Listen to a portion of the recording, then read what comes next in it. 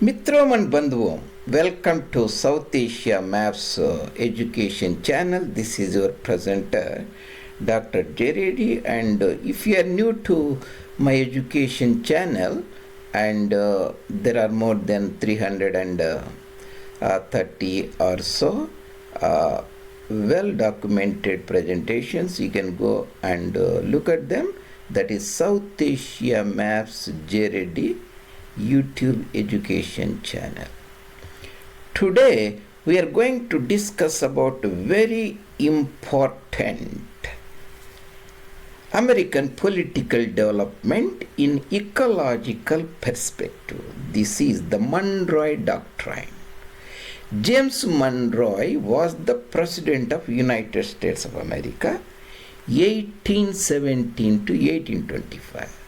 Here I have mentioned the five important are the initial early stage presidents of the new nation, Washington and John Adams, then Thomas Jefferson and Madison and James Monroe. Was so easy to remember, and we are talking about the Monroe Doctrine today. See, there is a new world, the Americas. There is a old world, Europe, Africa, Asia, Eurasia. This is the new hemisphere. This is the old hemisphere. Monroe Doctrine announced is essentially a separation of two hemispheres or the two worlds. 1823, during the peak time of Maharaja Ranjit Singh, the Khalsa Darbar ruler at Lahore in Baridob in Punjab at that time. Two hemispheres. Now, this new hemisphere has plenty of carrying capacity, and its leadership does not want themselves to get involved in the old world European quarrels among the France and Britain and Prussia and Russia. That is the Monroe Doctrine. Today we look this from the ecological perspective, how the ecological basis is the one of the reason for this important political development in the new world. That is the Monroe Doctrine. That is the part 101. That is Monroe Doctrine, separation of two hemispheres, and you can see the remaining previous presentations on our YouTube channel.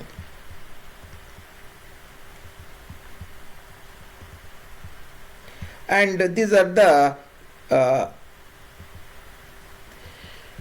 New World. This I have abbreviated here, WAJM, that is Washington, Adams, and I forgot to put here Jefferson, the important president and popular president also, during which the Louisiana territory was purchased from Napoleon Bonaparte, at that time ruler of France in Europe.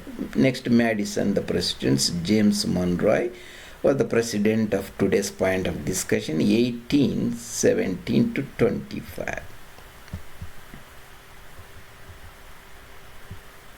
The president James Monroe. By the time James Monroe became the president, America acquired almost more than doubled its territory. When the nation was initially formed, its frontiers touched Appalachian Mountains, and a few years later it was declared independent 1776, around about 1805, around about nearly 30 years later. It purchased a lot of territory called Louisiana, purchased during the time of Thomas Jefferson. That means overnight the territory of the young nation has more than doubled or tripled.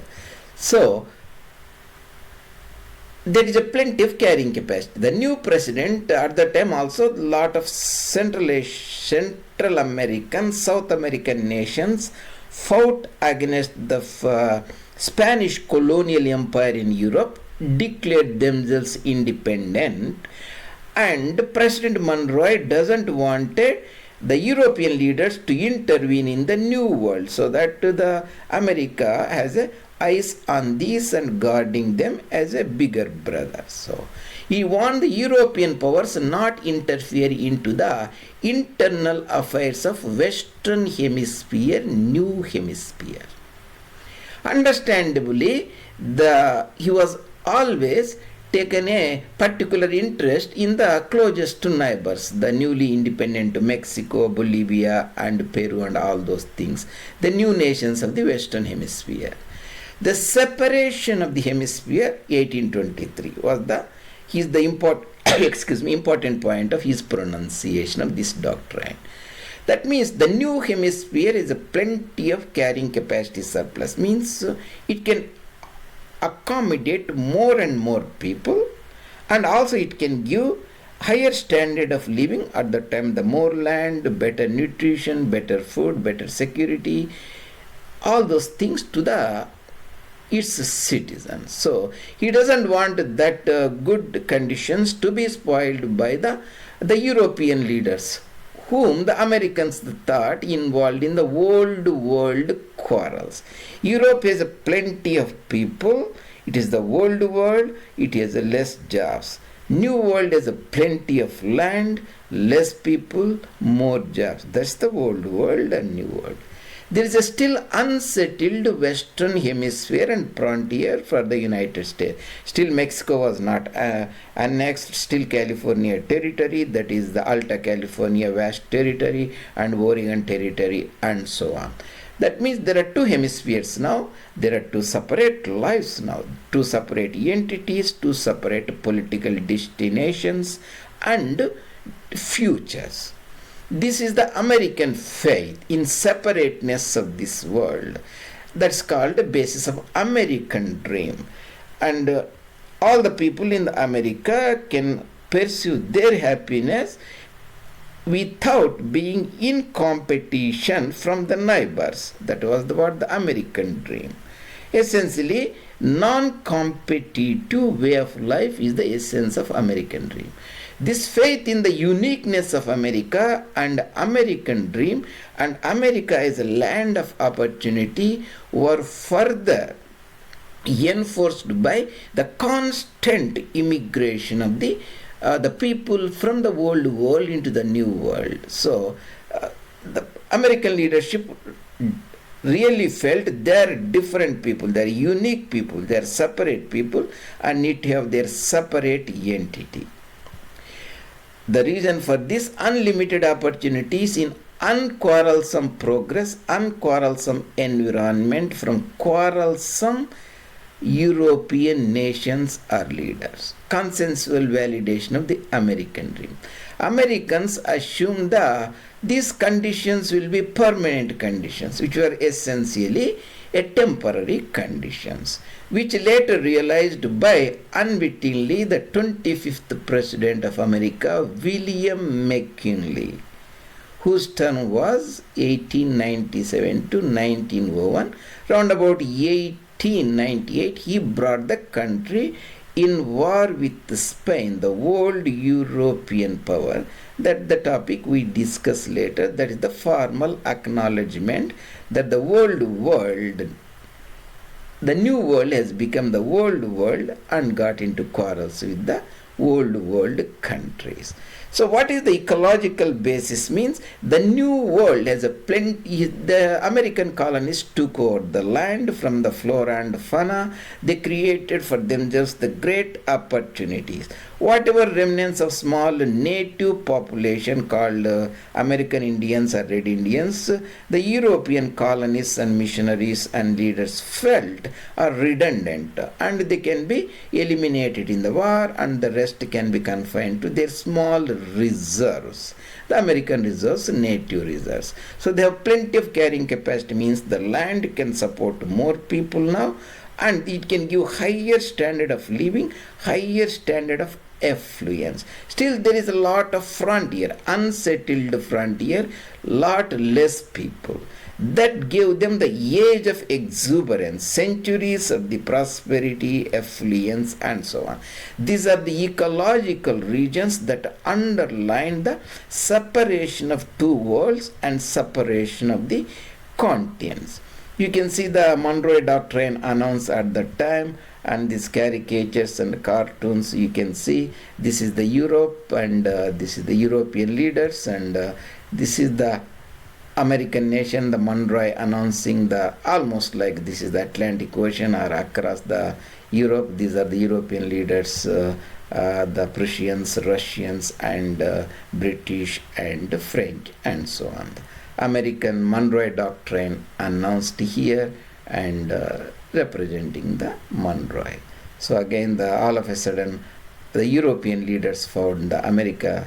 It's like this is the separation of world, the separate entities, separate nation, and so on. So the separation, this is the United States and Panama and South America. So he said hands off to the European world powers, the stop here. So that is the about these are the American presidents in the initial stages, and you can see the America was declared independent 1776 or so. George Washington and James Adams and Thomas Jefferson, during his regime, the Louisiana vast territory was added to the new young nation. This is the fifth president, James Monroe. That is the topic of today's discussion we are talking about. And we have seen the similar thing, and California dream, the end of California dream, California collapse of carrying capacity, running on carrying capacity deficits, ecological view of the human history we have seen, and I have taken a similar approach here. We looked at the chronological history of California from its annexation to American territory 1848 to current 2020 as to how these chronological points map to the taking over of the land, drawing down the fossil fuels and coal and so on, the Age of Exuberance.